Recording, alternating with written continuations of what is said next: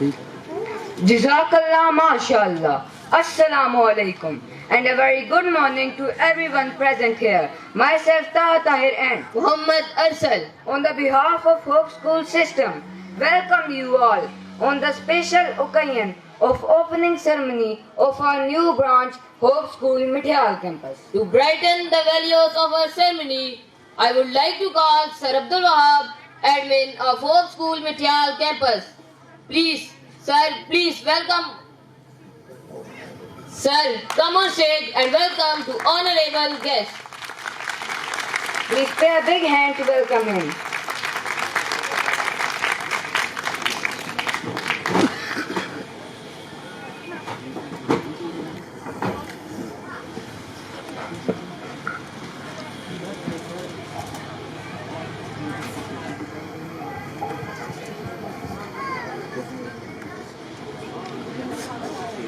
زندگی بھی کمال گزری ہے، زندگی بھی کمال گزری ہے، کہیں راحت کہیں علم آیا، میرے اجداد کی وراثت سے، میرے اجداد کی وراثت سے میرے حصے میں بس قلم آیا۔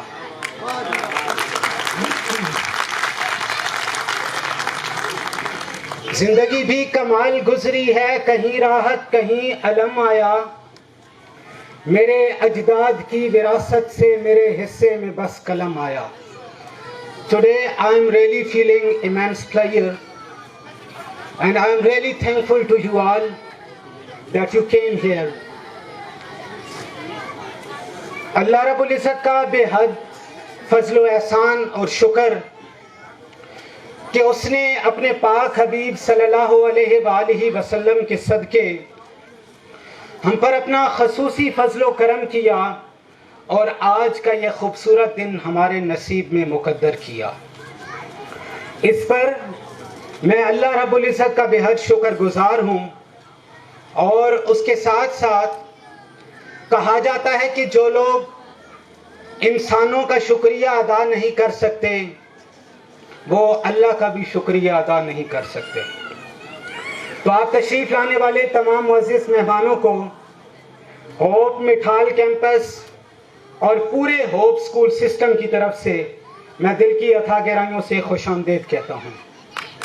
ہماری آج کی اس تقریب کے مہمان خصوصی MPA PP5 جناب ملک جمشید الطاف صاحب، جو آج اپنی گوناگوں مصروفیات میں سے وقت نکال کر ہمارے پاس تشریف لائے، میں ان کا بھی بے حد شکر گزار ہوں۔ اس کے ساتھ ساتھ جتنے سربراہ ادارہ یہاں پر تشریف لائے ہیں مختلف سکولوں کے گرد و نواح سے، ان کا بھی بہت شکر گزار ہوں۔ اور پھر ساتھ ساتھ جو لوگ غیب پر ایمان لائے، آپ نے سنا ہوگا جو لوگ غیب پر ایمان لاتے ہیں ان کا رتبہ ہمیشہ بلند ہوتا ہے۔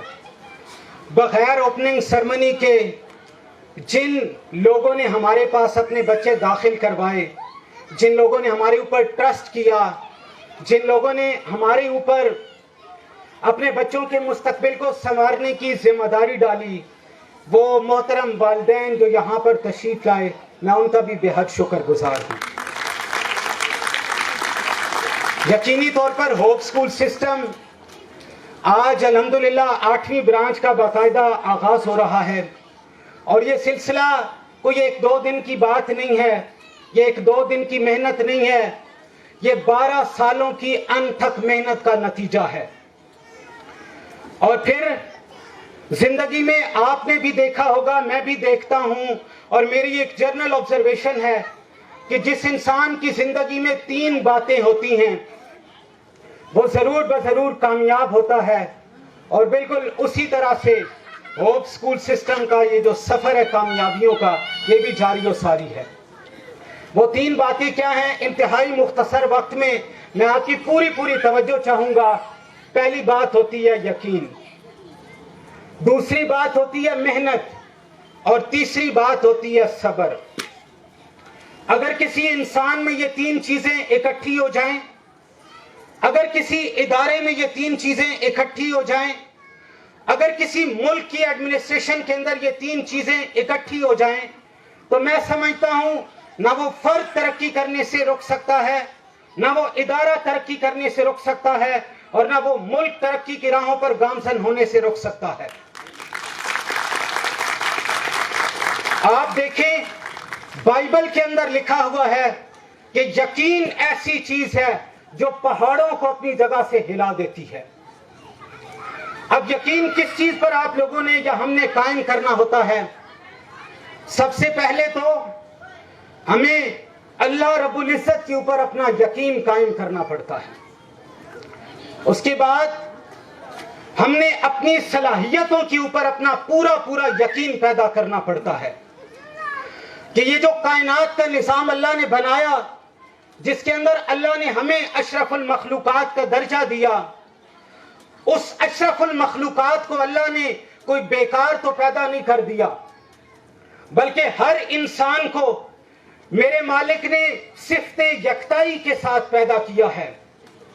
اور وہ صفت یکتائی کیا ہے؟ بالکل رب ذوالجلال والاکرام کی صفت توحید کی طرح۔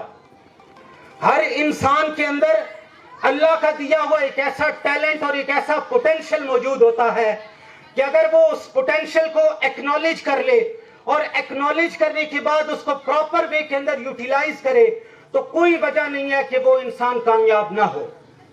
تو پہلے اللہ کی ذات پر یقین، پھر اپنی صلاحیتوں پر پورا یقین کرنا پڑتا ہے، اور پھر اس بات کے اوپر یقین پیدا کرنا پڑتا ہے کہ محنتوں کا سب سے بڑا محافظ اللہ ہے۔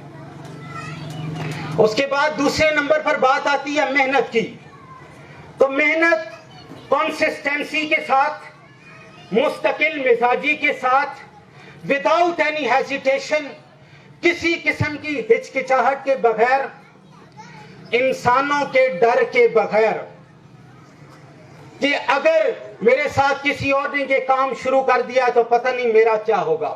Never consider this. اس بات کو جب ہم کمپٹیشن کے اندر بیٹھے ہوئے ہوتے ہیں تو ہم نے ایک لمحے کے لیے بھی نہیں سوچنا ہوتا۔ We have to give our 100% potential۔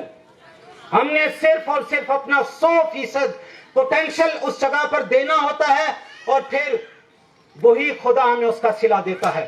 تو ہم اس بات پر ہوپ سکول سسٹم کا پورا بلیف ہے کہ we will give انشاءاللہ العزیز our 100% to your children and انشاءاللہ you will see this۔ آپ کو نظر آئے گا۔ تو محنت کے بعد تیسرے نمبر پر آتا ہے صبر۔ دیکھیں انبیاء کرام اس دنیا میں تشریف لائے، انہوں نے انسانوں کی اصلاح کا بیڑا اٹھایا، اللہ رب العزت نے ان کی ڈیوٹی لگا کر بھیجا، لیکن وہ اس جہان میں، اس دنیا میں سب سے بلند، سب سے عالی تھے۔ ان کا علم، اور اللہ نے ان کو اسپیشل قسم کے ٹیلنٹس کے ساتھ اس دنیا میں بھیجا تھا، ان کو بھی وقت لگا تھا انسانوں کی فلاح کے لیے۔ تو ہم نے بھی محنت کے بعد تیسرے نمبر پر جو بات ہے وہ صبر ہے، اس صبر کو بھی ہم نے کنسیڈر کیا ہوا ہے۔ اور آپ دیکھ سکتے ہیں کہ یہ کورونا کا گزرا ہوا پورا ایک سال، پچھلے سال 15 مارچ کو ہماری اوپننگ سرمنی ہونی تھی، لیکن اوپننگ سرمنی نہیں ہو سکی کورونا کی وجہ سے، اور مختلف جو مسائل پیش آئے ہمیں، لیکن ہم نے دوبارہ سے اس وقت اپنے بچوں کی پڑھائی پر پوری توجہ دی۔ ہوپ سکول سسٹم نے آن لائن کلاسز کا باقاعدہ ایک ریگولر نظام جو ہائر کلاسز تھی ان کے لیے، اس کے ساتھ ساتھ چھوٹے بچوں کے لیے ہنگامی بنیادوں پر اپنی تمام تر ترجیحات کو طے کیا اور اس پر پورا عمل کیا۔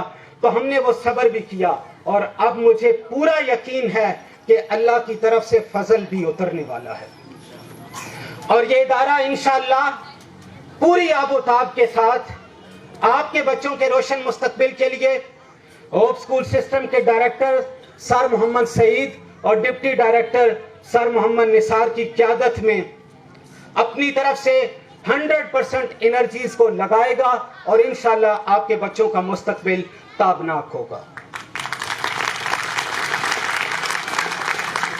تو ابھی میں آخر پر آپ لوگوں سے اتنا ہی کہنا چاہوں گا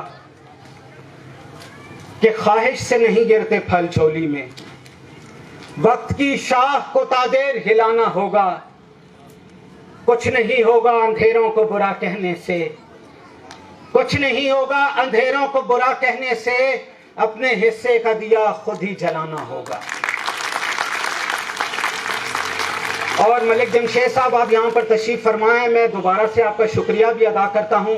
और एक शेर आपकी नज़र करना चाहूँगा कि मेरे एक उस्ताद हैं, उनके पास मैं एक दफ़ा बैठने गया तो उन्होंने कहा कि जो इंटरव्यूअर था उसने मुझसे आखिर पर सवाल किया कि आप क्या करते हैं, तो मैंने हसन आबिद का ये एक शेर सुनाया, और ये शेर आपकी खूबसूरत समातों की नज़र कि हवा करती है अपना काम और शम्में बुझाती है, हवा करती है अपना काम और शम्में बुझाती है, हम अपना काम करते हैं नई शम्में जलाते हैं।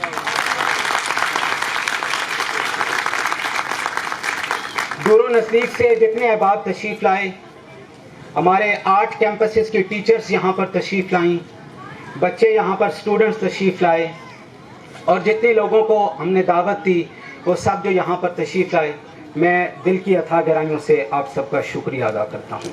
आप सबकी समातों का बहुत बहुत शुक्रिया।